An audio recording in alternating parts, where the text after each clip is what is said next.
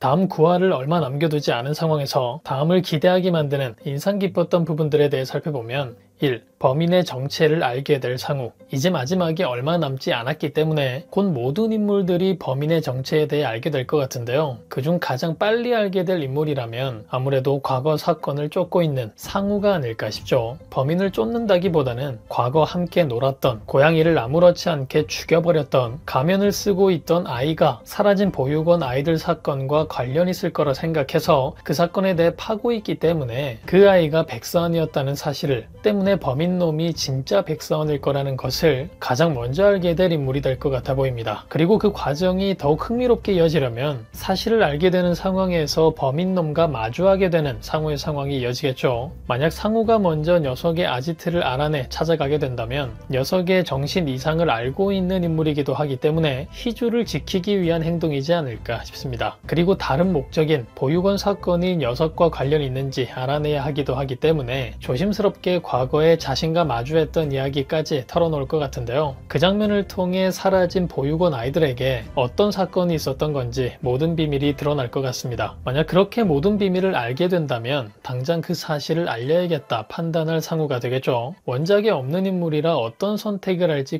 궁금해지는데 일단 개인 채널을 운영한다는 재밌는 설정을 가지고 있으니 몰래 촬영했던 녀석과의 대화 영상을 개인 채널에 업로드하지 않을까. 혹은 녀석과의 대화를 마치고 곧바로 사원에게 달려가 진짜 백사원을 찾았다 사실을 알릴 것 같아 보입니다. 드라마에서만 등장하는 오리지널 캐릭터라 전개에 큰 영향을 주진 못하지 않을까. 그저 희주를 짝사랑한 남자로서 사원과 티격태격되는 정도의 분량을 챙기지 않을까 싶었는데 메인 전개의 흐름을 책임지는 진짜 백사원의 비밀을 캐는 인물로 등장했기 때문에 어떤 식으로든 드라마 결말에 큰 영향을 미칠 상우가 되지 않을까 싶고 그러기 위해 당연히 사원과 희주를 돕는 인물로 결말을 맞이할 것 같습니다. 2. 사원과만 대화하는 희주. 희주의 비밀을 알게 되고 결국 희주와 대화하는 데까지 성공한 사원의 전개를 볼 수 있었죠. 하지만 주변에 어떤 녀석이 범인일지 모르니 일단은 자신과만 대화하고 집 밖에서는 여전히 입을 열지 말라는 사원을 볼 수 있었는데요. 때문에 사원이 아닌 상우가 어떻게 희주의 비밀을 알고 있는지 더욱 궁금한 상황이 되었습니다. 해당 부분은 이전 영상을 통해 몇 가지 예상되는 부분들에 대해 다뤄보기도 했었는데요. 한 가지 더 떠오르는 상황이 있어서 공유를 해볼까 합니다. 일단 이전 영상에서는 어떤 방식으로든 범인과 내통하는 사이이기 때문에 혹은 개인적으로 범인과 오래전부터 관련이 있었던 사이이기 때문에 그 사실을 알고 있는 게 아닐까 예상해보기도 했었죠. 하지만 이후 사원에 대한 오해가 풀리는 상우의 장면이 등장하기도 하니 범인과 아예 관련이 없는 상우라면 범인을 통해 알게 된 게 아니라면 어떻게 희주의 비밀을 알 수 있을까 생각해 보았는데요. 과거 상우가 희주에게 반하게 된 순간을 보여준 회상 장면이 있었는데 그 장면과 이어질 부분이 있지 않을까 하는 생각이 들었습니다. 회상 장면에서는 상우가 있는지 모르고 방송실 같은 곳에 들어가 음악을 들으며 춤을 추는 희주의 모습을 볼 수 있었는데요. 그때 상황이 서로를 처음 마주하는 상우와 희주의 상황이었다면 이후 더욱 조심할 희주가 될 테니 실수로라도 소리를 내는 희주가 되지 않았겠지만 만약 그때의 상황이 희주를 처음 본 상우가 아니었다면 이전에도 혼자 있는 희주를 본 적이 있었고 흥얼거리든 중얼거리는 희주의 모습을 목격했던 게 아닐까 싶기도 합니다. 이후 소리를 내지 못한다는 이해할 수 없는 이야기를 들었을 테고 좋아하는 희주에게 그럴 만한 사연이 있을 거라 생각하며 모른 척하고 지낸 게 아닐까 싶기도 한데요. 희주에게 걸려온 백사원의 전화를 보며 역시나 사원이 희주에게 위험한 인물이라 생각해 그 상황을 돕기 위해 어쩔 수 없이 자신도 사실을 알고 있다는 걸 밝히게 된 것 같아 보이기도 합니다. 물론 그 장면의 분위기와 상우의 표정이 수상쩍하긴 했지만 예상하는 상황이 맞다면 상우의 정체가 드러나기 전이라 그런 분위기를 만들어낼 수밖에 없기 때문에 등장한 장면이지 않았을까 싶기도 하네요.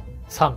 범인과 주안낚시. 범인을 기억하는 희주가 범인에게서 비린내가 났다 말하는 장면도 볼 수 있었고 떡밥을 만들며 시간을 보내는 범인의 모습을 볼 수 있기도 했는데요. 녀석이 낚시꾼과 연관된 인물이라는 걸 아주 노골적으로 보여준 부분이었죠. 이전 영상에서도 말씀드렸듯 백장호 손에 죽을 뻔한 진짜 사원이 범인이라는 설정을 가지고 있기 때문에 은근히 계속해서 떡밥을 던지고 있었던 복선이 깔린 장면들이었습니다. 때문에 아마도 녀석이 있는 아지트가 주안낚시 매점과 가까울 가능성이 높아 보이는데요. 8화 마지막 상황을 통해 주안낚시를 찾은 사원, 그리고 그런 사원을 뒤쫓아간 상우의 상황이 이어질 거라 예상되기 때문에 역시나 그 근처에 있었던 녀석이라 빨리 찾아낼 수 있었던 상우 전개가 이어질 것 같습니다. 그리고 낚시꾼과 진짜 사원의 관계에 대해 모르고 계신 분들을 위해 짧고 간단히 말씀드리자면, 죽을 뻔한 사원을 구한 사람이 바로 낚시꾼이었으며 사실을 알면서도 기억을 잃은 그 아이를 데리고 있었던 낚시꾼이었는데요. 자세한 내용이 궁금하신 분들은 이전 영상을 참고해 보시면 좋을 것 같습니다.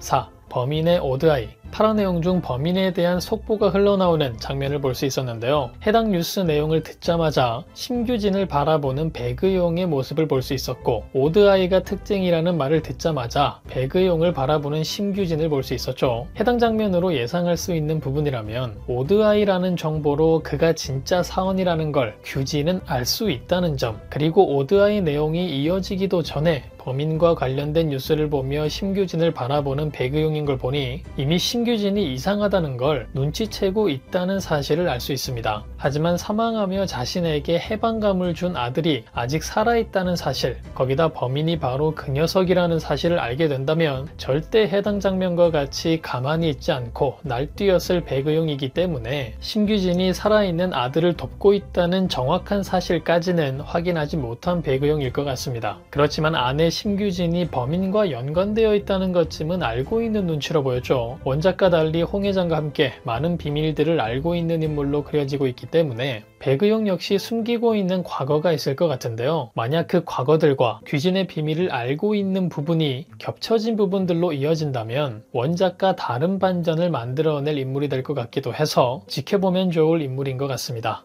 5. 강영우.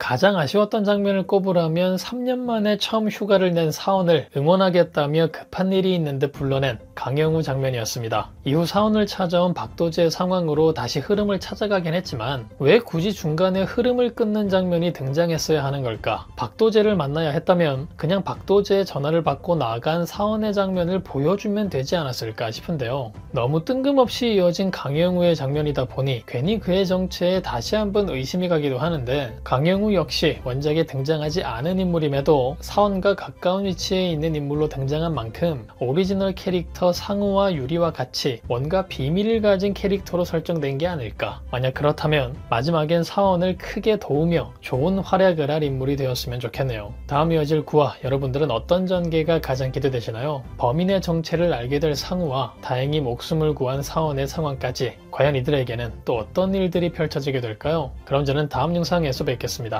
감사합니다.